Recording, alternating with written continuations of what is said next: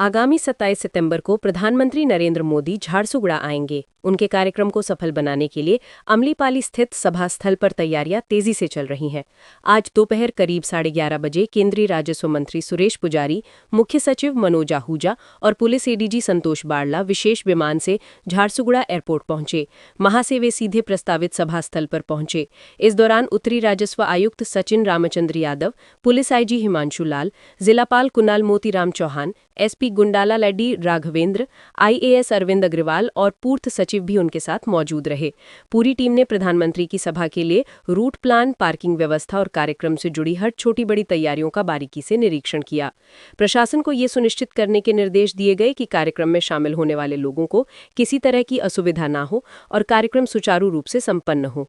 राजस्व मंत्री सुरेश पुजारी ने मीडिया को बताया कि 27 सितंबर को सुबह 11 बजे प्रधानमंत्री मोदी झारसुगुड़ा एयरपोर्ट पर उतरकर सीधे सभा स्थल पर पहुंचेंगे। लगभग 1 घंटे के कार्यक्रम में प्रधानमंत्री कई परियोजनाओं का शिलान्यास और उद्घाटन करेंगे तथा युवा सम्मेलन में युवाओं को संबोधित करेंगे। तो चली प्रस्तुति सरीवाटा आरंभ कलानी।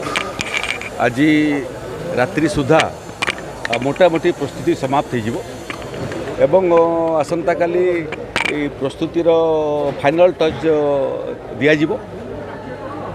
आसंता 27 तारीख दिन